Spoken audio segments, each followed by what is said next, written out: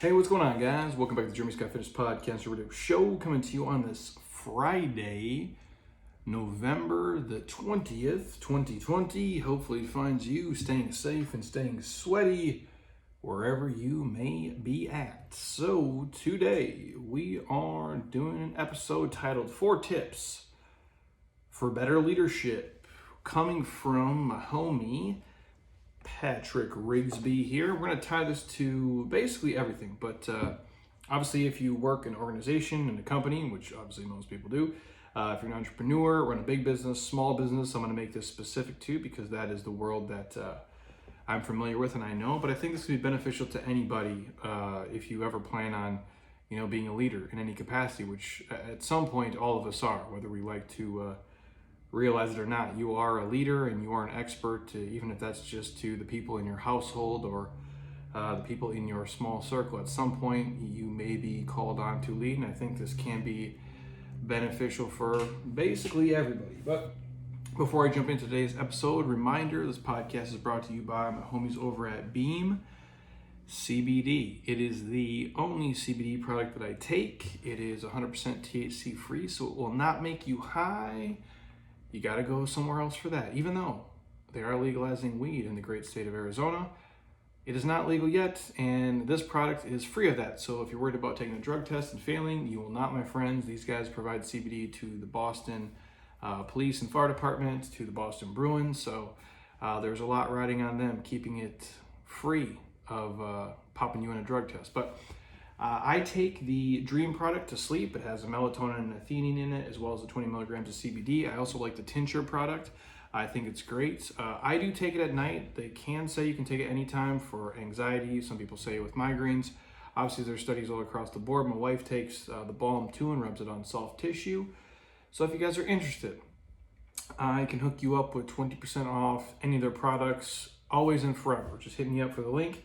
I believe it's beamtlc.com, and then if you put in the code Jeremy Scott, it should always save you 20%, but I can hook you guys up with the link directly and the code. And I believe right now, still in-house, we have some of the Dream capsules. It comes in a powder and a capsule. I'm happy to have Monica send you guys the caps just to try if you're really on the fence and see how it does help you sleep. For me personally, I find it helps me stay asleep, which is ideal, especially in the crazy world that we're living in with all the things that are going on. Getting a good restful night's sleep, I think, is more important than ever, not just for sound mind and body, but your immune system as well. And so if you guys are interested, hit me up. I think in our newsletter we're going to have a crazy, like a Black Friday sale with them as well, so be on the lookout. That'll come next Friday the 27th.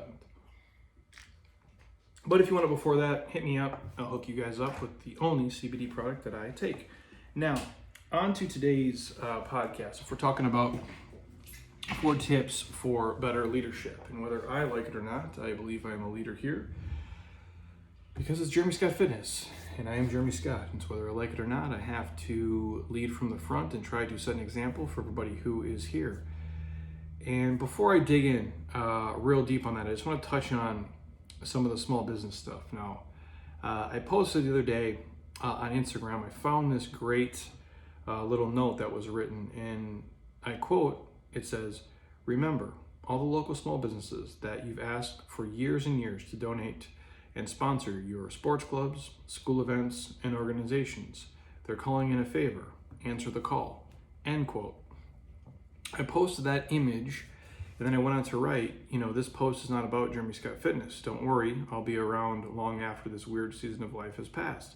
But sadly, many other small businesses out there in my community and yours will not be.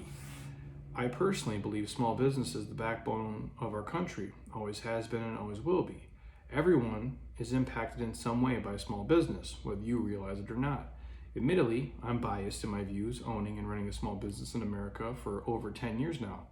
With that said, I have not been a fan of seeing so many small businesses being forced to close, suffer, and sacrifice while other giant corporations and big box chains get labeled as quote unquote essential and are allowed to just stay open and operate. In my opinion, labeling someone's business, and honestly their life's work, as not essential is wrong, to put it politely. And if I'm being completely transparent on the podcast, it's fucking bullshit, to be real with you. And small business isn't just a 9 to 5 for many people who take the risk of entrepreneurship in their life. Small business is a way of life for them. It is very personal, and every team member matters. Each member strives for success and celebrates the business's victories as if they were their own. And every small business you walk into is somebody's dream. And for a vast majority, I can promise you they've poured their heart and soul and every ounce of their energy to deliver you the best experience possible. So during what seems to be a never-ending season of life where certain states and cities have vilified various industries of small business, please show them your support in any way possible. It means more than you'll ever realize. And that's basically what I posted. And for the most part, people were, pretty positive with the feedback. Obviously, it's the internet, and you can't win the internet. Some people thought I was a complete piece of shit for posting that. And if that's what you took from that, you missed the point. And I'm sorry if you don't hear that for what it is. I'm not saying come support me. I'm not saying come buy all my stuff. I'm gonna be all right. Like, I figured it out this far, and we're 9 months into this. I'm gonna be okay. Has it been fun? No. Has it been painful? Yes. Has it been stressful? Yes. Have I lost a lot of money that I would have made? 100%. Am I still, not even close to projected revenue? Yes. I'm gonna eat shit probably for the next year, and that fucking sucks, man. But it's not about me. It's about the mom and pop places that aren't gonna make it, that are hanging on by a thread right now. They're on life support. And in a lot of cities and states, we're told that they just had to shut down. And I don't believe it's right. I really don't. And I'm gonna read a story here in a second, but I wanna spit off something that Dan Price had shared on Instagram. And you can follow his stuff. It's at Dan Price Seattle. And he posted this about 17 hours ago or so. And again, I'm not vilifying big business. I'm not vilifying giant corporations. I think in America, if you want to be as big and as rich as you want, you should have the right to do that. I'm not against the Amazons. I'm not against the Microsofts and the Lowe's and the Targets and Walmarts. I think those places should be allowed to exist. But you can't close down the mom and pop places and allow these other guys to just freely do whatever the fuck they want because they make more money. That is not right. You can't close a small business right next to a Costco where 5,000 people walk in a day. That's complete bullshit. And Dan Price goes on to just share some stats. Amazon, profits up 100%. Walmart, profits up 80%. Target, profits up 80%. Lowe's, profits up 74%. Microsoft, Facebook, Apple, Google, stock at record highs. Small businesses, however, 21% closed. Revenue for the rest, down 30%. And they're gonna be extinct in the lockdown shit without help. Again, I need to say this for everybody. I'm not against the big dudes. I think it's great. I think they should be allowed to operate, but so should the small people. I don't understand why we're vilifying certain industries not based off science, just throwing random shit out there and making these people suffer for what? And again, I don't have an answer to all this. Nobody does, clearly, because it's been mismanaged like such a shit show. But it's tough to see the rich get richer, if you will. I think you're witnessing some of the biggest transfers of wealth that you're going to ever see in your lifetime, or in probably the next 100 years. And if it could all be on an even playing field, I'm cool with that. But I've said it before. I would drive here and I would be closed, and yet you could go to Lowe's and Home Depot and the Targets and the Walmarts, and that nobody temp checked you. Nobody wiped down the stuff that you put in there. Nobody made you get a reservation to walk in, and they could fill the Costco's with 600 people at a time. And distance if you can, but really no one's there to enforce it, and it really doesn't matter. Yet, I couldn't have came in here in my 3,000 square foot facility, wore a mask with one other person and trained them 15 feet away, because somehow that was dangerous. That's complete bullshit. And I don't want to get off topic here because I'm going to get really just riled up because this is important to me and it matters. But when people are like, well, we really care about health. We do? Then why the fuck are we still selling cigarettes? Explain it to me. If we really care about health, we really value human life, and we don't we don't want deaths to happen, and we want to keep people healthy, and we don't want to do things that are bad for the healthcare system, why in the world are we still selling fucking cigarettes? What benefit does that have? I can hear arguments for everything across the board. Please tell me what benefit that has. And if we really care about health, right? We really care about human life. And we know heart disease kills somebody every 36 seconds in America. That's a real stat. 400,000 plus people a year die in America every year from heart disease. We don't talk about it in the news. We don't report the daily numbers. We don't share anything about it. And yet, knowing it kills a person about every half minute, do we regulate what people can buy at the grocery store? Do we restrict them from being able to buy 7 bags of Doritos, 10 pints of ice cream, drinking 30 beers, and then smoking a pack of cigarettes on top of that? But yet we value health, right? We want to keep everybody safe.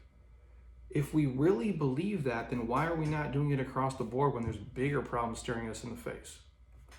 Just food for thought, everybody. Again, I'm just an idiot gorilla in a warehouse. All these decisions are way above my pay grade.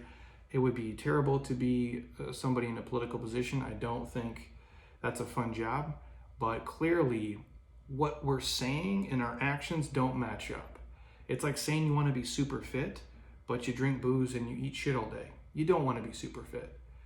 You say one thing, but you're doing another. So if we really value people being healthy, and we know statistically that, fitness facilities are not these hot spots of spreading disease, but we know people being stuck at home are, and they're doing their, at-home parties and communities and those things.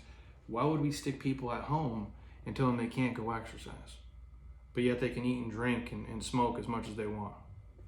I'm throwing that out there for anybody. If someone has a really good answer for me, I'd be happy to hear it. I've had this conversation with no less than 10 physicians who come here, and we all are basically in agreement that some things just aren't matching up here. And so before I get super off topic and crazy, I just want to read this story that came into my my Instagram DMs from my Instagram post the other day about supporting small business. And the message goes like this, and I quote, "Good morning. Thank you again for the post that you shared. I'm a huge fan of Jeremy Scott Fitness. I managed to open up my own fitness studio just 4 months prior to being forced to shut down.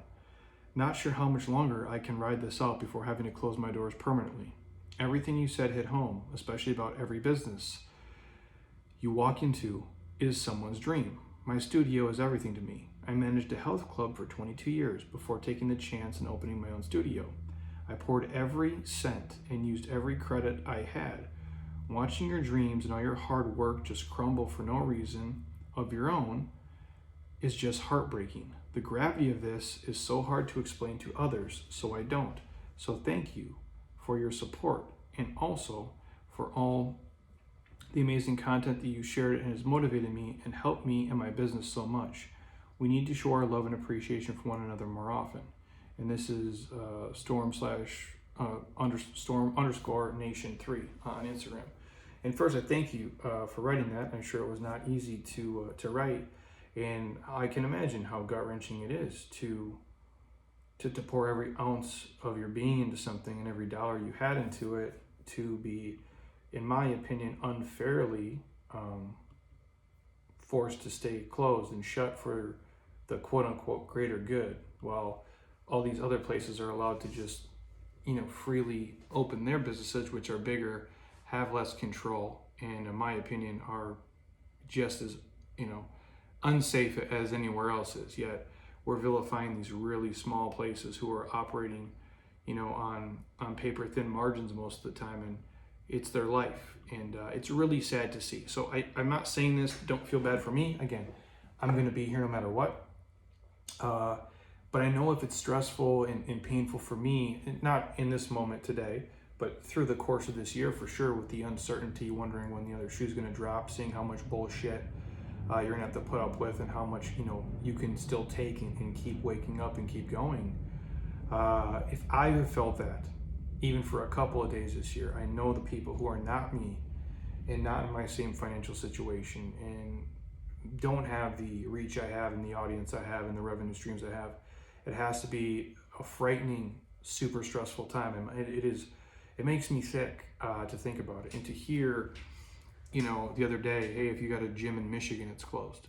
If you got a gym in Minnesota, it's closed for at least another month, after they've been already closed for 5 or 6 months. And it's the warmest there it is right now is 30 degrees. What is their option? To pray people stay and pay them for online workouts?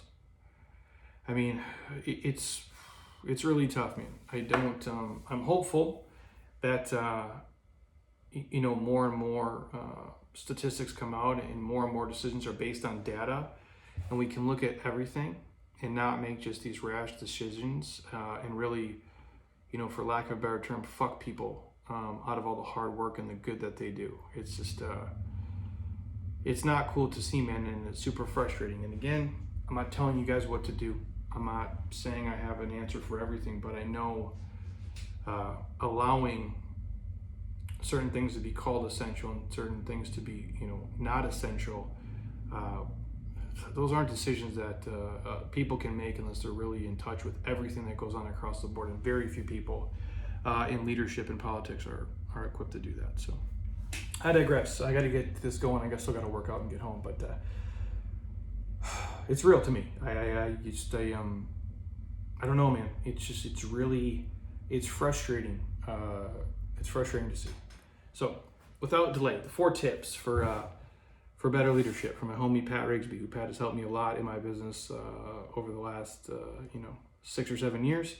I wouldn't be here without him. Always gives very sound advice, and this was a great piece I thought would help all of you guys. Whether you run a business or not, it's really irrelevant, because I think leadership is a skill everybody needs. And leadership, you can't avoid it. Obviously, no entrepreneur can, and that's because ultimately, it's your business, and I also think it's your body, it's your life, it's your household, it's your finances, it's your education, it's your mind. You are the leader of everything you choose to do, because you're steering the ship. You're choosing the course. You're making the final calls. And that's an awesome responsibility. Sometimes scary, for sure, but you're the ultimate decision maker. And those decisions can help you make a huge impact on not only your success, but the success of the people you work with. And that goes for any parent out there, any brother, any sister, anybody who's a coach, anybody who's part of a team, you're a manager. It's your success, but it's also the success of others. But most important for us, it's preparing you for this unique leadership role when you start to see things differently than just kind of following what everybody else does. Because when you do something for the first time, when you go out on your own and start your own business, right, for example, you get thrown into the deep end. And I think that, I don't have kids, but I imagine when you're a parent, they give you a kid and they send you on your way, and you're like, fuck it, bro, sink or swim, right? It's you're forced to find your way without much experience or knowledge on how to effectively lead. And I didn't know anything when I first started. I did everything wrong before I did anything right, and I still make a lot of mistakes. But I'm as I know better, I do better. And I try to give you guys, the best information I can possible. Even when the podcast from episode 1 till today, I try to deliver as much value as humanly possible. And I think the most important thing is you learn by doing every single day, in the field, in the trenches, day in and day out. That's why, before I ever did anything online successfully, I did it here in-house in person. I'm a believer, especially in fitness. You can't be a great online coach if you've never been a great in-person coach. You can't be a great coach of people across the world, across different ages and sexes with different goals if you've never done it in person. And over time, I've absorbed, some core principles about leadership that have helped me to this day. And I think they can do the same for all of you. So the first thing, number 1, the golden rule still works. Just treat people the way you want to be treated. And think about what motivated you to over-deliver over the years. And I'm willing to bet a positive approach backed up with genuine interest in your success gave you the confidence you needed to grow and become the successful person you are today. And that'll do the same thing for your clients and your staff and your friends and your family. You just treat people the way that you want to be treated, or even better if you can. And I think that goes great for a marriage, any partnership, if you will, but it goes great for business. It goes great for social media too. If you're on the internet and you don't like people being a fuckface to you, maybe you don't be an asshole to them. You try to always take the high road. You try to always just, agree to disagree and move forward and be educational. There's people who are pissed off that I posted, support small business. They thought for some reason I was like digging at schools and saying, hey, bars should be open, but schools shouldn't. That's not what I said. I'm in no position to make a call if schools or bars and anything else should be open. All I'm saying is you can support a small business because they need your help. I'm a big believer in kids, getting education in school. I couldn't imagine what it'd be like if I was 10 years old and they said I had to stay home from school because my mom went to a job and my dad drove a truck. Like, I would have been home solo. It would be really tough to do. But when people attack me on there, I'm not going to sit there and like get in some negative banter back and forth. I'm like, hey, if that's what you took from my post, I'm sorry you took it that way. And we can agree to disagree, and I wish you the best. So the takeaway is just treat people the way you want to be treated, and always take the high road if you can. And I know it's not easy, especially in a time when things are so polarizing, either way, but I'm not going to vilify people if they have different beliefs than me. If they like the Packers and I like the Vikings, so be it. If they think LeBron is better than Jordan, that's their right. If they like, Biggie more than Tupac, whatever. Like, we can agree to disagree. We can still be friends and listen to each other's ideas, but we can still treat each other the way that we want to be treated. Number 2, get everybody rowing together. A leader sets the direction for an enterprise. The big problem comes when not everyone involved believes in or works towards that direction. I think you can see that happening today across the board. When you and your people all believe in and work towards the same goals, you've got a much greater chance of achieving them because you're all in this rowing in unison together. Imagine like a rowboat when you guys are all moving the same direction. If you guys are all going at different paces and different speeds and different directions, you'll be going in circles. At best. In the worst case, you capsize and you all drown, and nobody wants that. And once you can all row in unison, it's that, direction that outstrips the competition with ease because you're just all gliding together. And that's why it's important for you as a leader, whether it be in a business or your household, to explain to your people not only what goal you're trying to reach, but how and why behind that goal. I do this at my house with my wife all the time. Like, we're on the same team. I tell her all the time, like, I'm your only teammate. For better or for worse. I'm Jordan or Scotty. Whatever situation you want to look at it in, is like, I'm your ride or die right now. Like, we're in a foxhole. Nobody else can help you but me. So what I try to do is establish a goal with her, which she's great at establishing the goals. But I'm more focused on the process and having her understand the how and why behind that goal. I have a great synergy here with my small staff as well. And the more a team understands your approach and the reason behind it, the more likely they'll end up being the biggest cheerleaders for you. And you'll cheer along with them. When everyone is rowing together, you're going to speed towards the destination. A shared vision is a powerful lever of success. A shared vision, my friends, is a powerful lever for success. So getting everybody on the same page is crucial and obviously easier said than done at times. Number 3, catch people doing stuff right. And before I dig in, I did this a lot. My undergrad is in special education, for whether you guys know that or not. So I went through kind of the student teaching little phase of in a special education classroom settings, dealing with like IEPs and how they do that. And respect to all the teachers out there who do that, by the way. It's a really, really tough job. I don't know how you do it day in and day out. I couldn't make it. I got into it. Obviously, you're that far into your degree, you're basically just like, you're kind of screwed. You're solidified. And I'm sitting there, I'm like, man, I'm not gonna make no money, which I'm not a huge money guy, but I gotta make a little bit. And I'm like, you guys don't make any money, and you care way more about this than some of the parents do, which is really tough to see.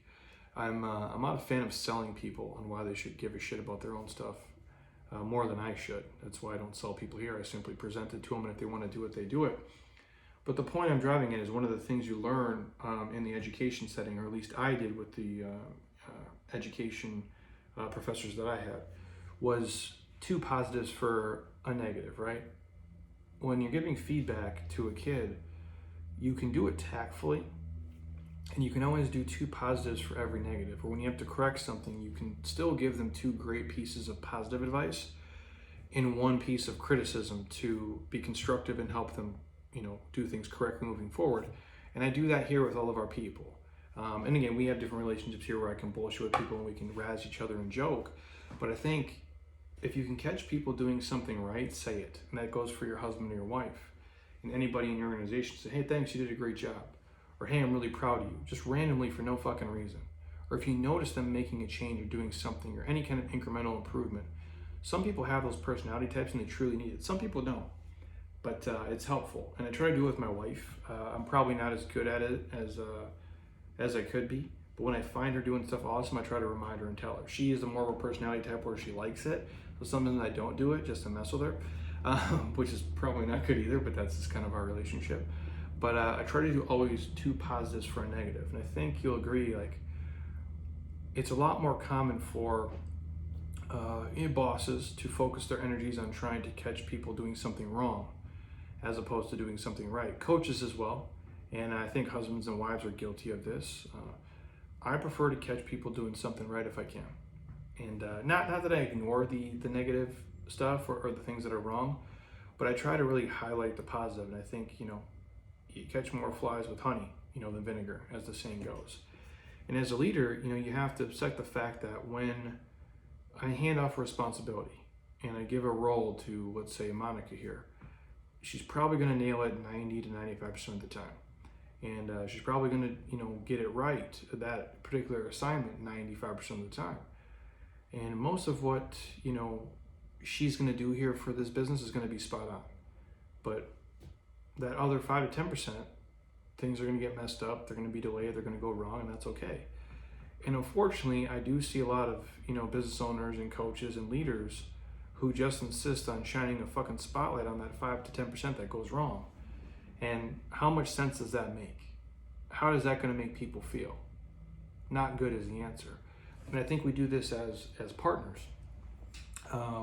When you're in a marriage, I think for a certain amount of time, you tend to nitpick at your husband or wife. I really don't try to do that with my wife. I can be critical of her at times for things because she's so smart and so talented, she can do better, and it's more just to push her. But I'm critical of her too. And I highlight some of the bad shit just like she does for me. And will bag on my, my clothes or my outfits or me leaving dishes around or whatever it is. Not highlighting all the awesome badass stuff I already did for the day, but just nitpicking at that 5%. And that pisses it off. And I think a lot of business owners do that. And I think a lot of people are guilty of that. And when you look right past the fact that your husband or wife or an employee is doing almost everything right, and instead you obsess on trying to catch them doing things wrong, that's a bad look, man. It's a negative. It's an oppressive outlook, and it's one that, it doesn't do anybody any good, I guess is what I'm trying to say. I spent a lot of time in this business not really enjoying the wins as much as I should have, and I'm still guilty of it. I'm not great at celebrating wins. I'm not great at just stopping and smelling the roses. Instead, most of the time, the wins to me are just kind of a relief and kind of just something I do. I just check off the box and I keep moving forward. And I'm slowly starting to realize that my attitude towards that is not only, harmful to me, but the rest of my team and everybody else. If I can't really celebrate, wins and enjoy them, then my team around me, whether it be my friends, my family, the people on my staff here, they're not going to be able to enjoy it much either.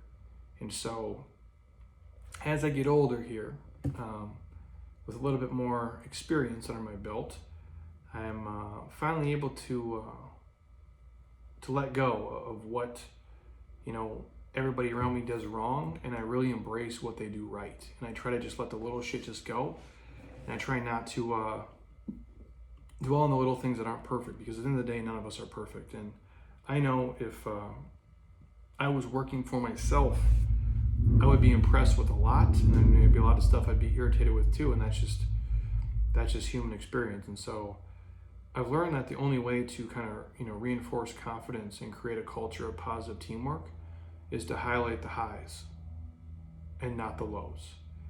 And that is a big turning point when you can get to there, when you can really start to reinforce this culture of highlighting the wins and not dwelling on all the losses. That's it. Like, it's a game changer for you. And when someone succeeds, make sure they feel good about it. When somebody does a good job around you, make sure they feel good about it. When somebody does something that you're proud of and you're impressed with, let them know. Be loud, man, because there's enough negative noise out there, and our brains are naturally wired to kind of seek out the negativity, and they're like on this negativity loop. So if you can be the two positives to their negative, I think you're going to create a pretty badass team and a pretty amazing culture at that. And number 4, do as you say. Lead from the front and be the standard that everybody holds themselves to, not just by what you say, but what you do. Words aren't worth a whole hell of a lot without a ton of action. And parents, in a way, are the ultimate leaders, whether they realize it or not, whether they want to or not. And I believe, I think Rachel Cruz is the first person I heard say this: more is caught than taught. I'll repeat that again. More is caught than taught. And I use, my dad, and I use my mom as an example too, but I use my old man as an example because he's a man of few words. And I'm sure he tried to give me a couple of nuggets of life lessons along the way, but and I'm sure I ignored him because I was a knucklehead, idiot teenage dude, and I knew everything. Because when you're a dude and you're a teenager, you're a fucking genius and you think you know everything. Newsflash, you don't know shit. But that's where I was, right? And so I don't remember a ton of great, verbal tips, other than telling me you can wish in one hand and you can shit in another to see which one fills up faster, which is actually a great piece of logical life advice for hard work. But when I say more is caught than taught, seeing his work ethic clearly is rubbed off on me. I don't consciously do things because he has worked so hard and still does, but subconsciously, clearly I do. And you see those behaviors where he has this responsibility trend where he would do everything the responsible way. Hey, when you get paid, you pay your bills and you save some money, whatever you're set aside to save, but whatever's left over, that's your fun money. Where some people look at their paycheck a different way. And it's like, well, your first responsibility is to go to work. And you do a really good job at work, and then you have free time. And then your good job is at home. You mow the lawn, you shovel the driveway, you clean your room. You do these certain things, and then you get to go do the fun stuff. There always is the work first. And maybe he never said that directly, but you always saw it. You always saw him wake up early. You always saw him work his ass off. You always saw him do what he was supposed to do. And regardless of, the life choices your parents make, they're not going to be perfect. But my old man never let us go without stuff. Like, always would sacrifice certain things so we could have things that he didn't have. And you see that. And so that's doing as, they say. But really it's doing as they do. And a lot of those traits have been trickled down to me, the way that I budget finances, the way that I think about work, the way that I think about, doing things for other people. I've shared the story a bunch of times where we lived in a neighborhood and a lot of people didn't have money.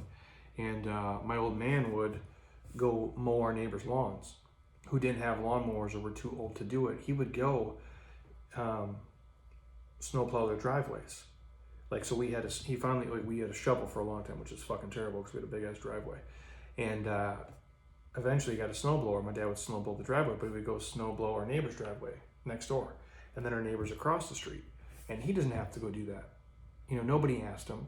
They could do it eventually, but he knew he was already out there working. He's like, fuck it, let me just help these guys out. It's the right thing to do. And never came in and told me. We just sat inside our lazy asses and watched him do it. And you see that, and now for me as an adult, I'm like, well, what can I do for our community and our people?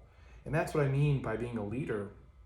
It's not just what you say, it's your actions every day. That's what your kids see. That's what your neighbors see. That's what everybody inside your business sees. That's what everybody on the internet sees if that's what you're putting out there. And my mom the same way. Like, she never said, hey, Jeremy, go exercise, but I always played sports. My mom was always into exercising.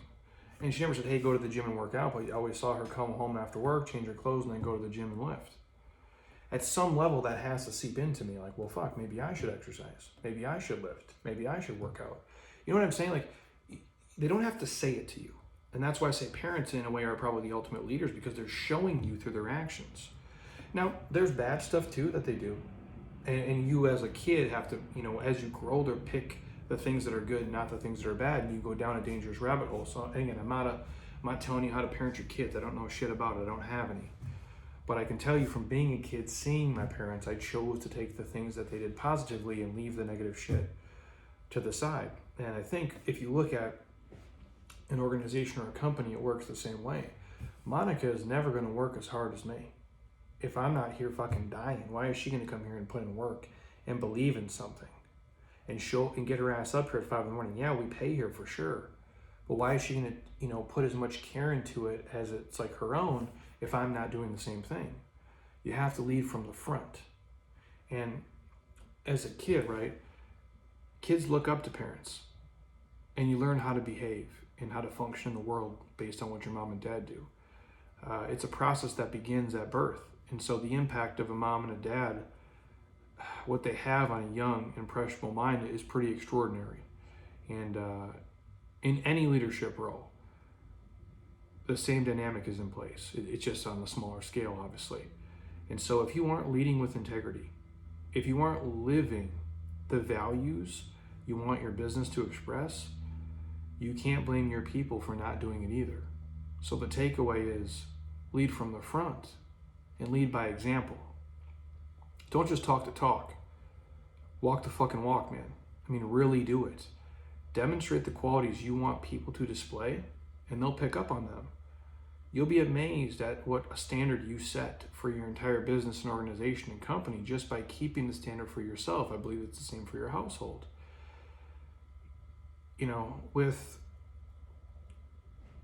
With anything, whom, much is given, much is expected, right? And it's a great responsibility to lead people. It really is. And you'll all have it at some point, whether it be at your house, with your partner in some situation and scenarios, as a parent, as a boss, as a manager, as a teammate. And so just know, if you can lead from the front, and if you can set standard for yourself, other people will follow it. We talked about it here today. I don't want to get off topic here before I let you guys go, but it's a problem with a lot of what is going on in America today. Again, I'm not a political person. I don't care what side of the fence that you're on. I'm a fan of, if everybody's happy overall as a whole, let's do that and move forward. But when you see some of the governors putting out these crazy fucking restrictions and rules and then not following them themselves, and if I go, be specific here, California is like the most shut down place on the planet. And then you have the governor saying, don't go to restaurants. And if you do, put your mask on in between every single bite and drink. Don't eat inside. Don't go in large gatherings. Don't do these things. And yet you see him go to a dinner party with a bunch of people inside, not wearing a mask, not socially distanced, doing all the fucking things he told you not to do, but yet he's doing it. Who wants to follow that? Who wants to follow a hypocrite? Who wants to say, hey, don't eat ice cream from the guy who's eating ice cream right in front of you? It doesn't make any sense. That's not what a leader does. That's terrible leadership. That's a fucking hypocrite.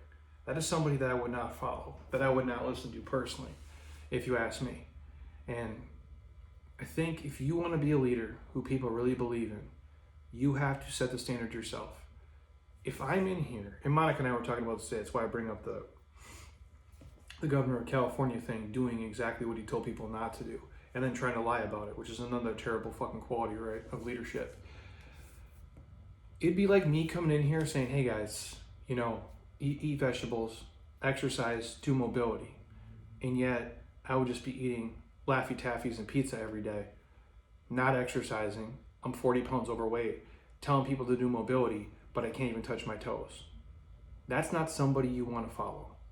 That's not someone you can believe in. That's not someone you can listen to.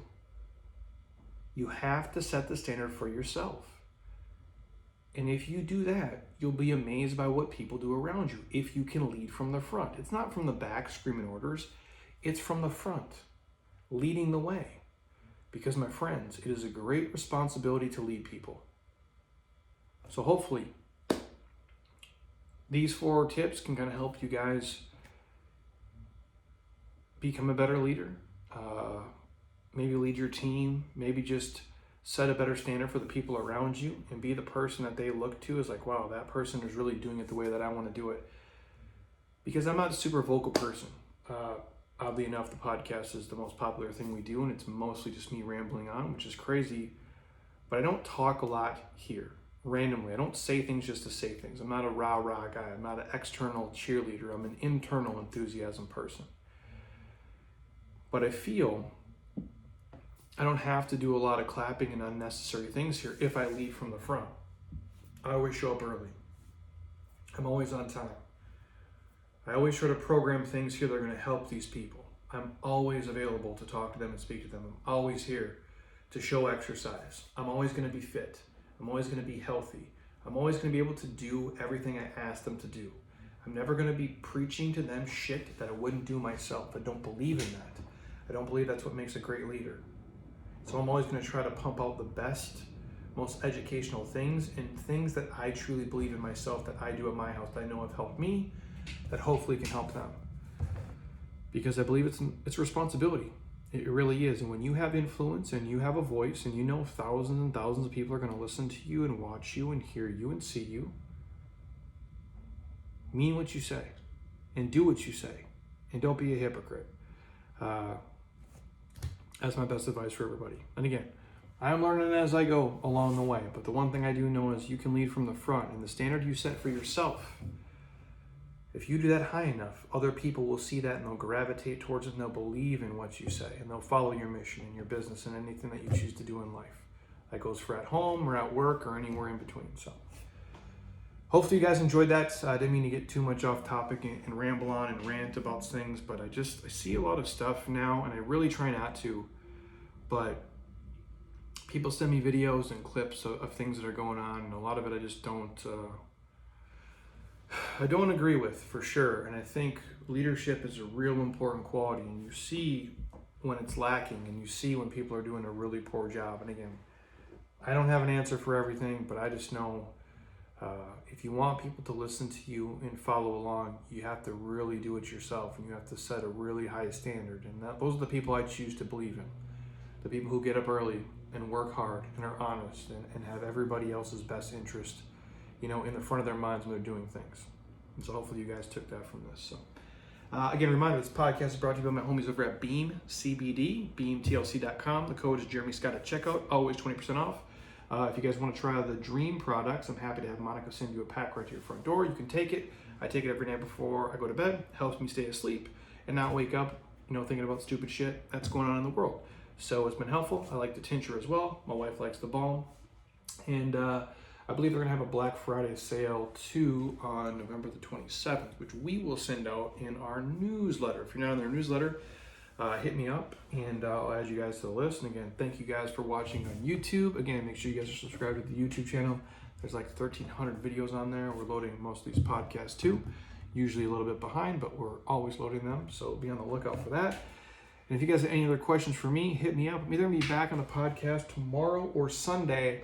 I actually have a a hormone physician. I think he's an ER doctor by trade, and then he started a hormone company on the side of it. So he's going to come on the podcast on Sunday. So we'll talk about hormones, what they do in the body, how they can help you, men, women, everything in between, hormone replacement, and all that fun stuff. So be on the lookout. So thank you guys. I appreciate you.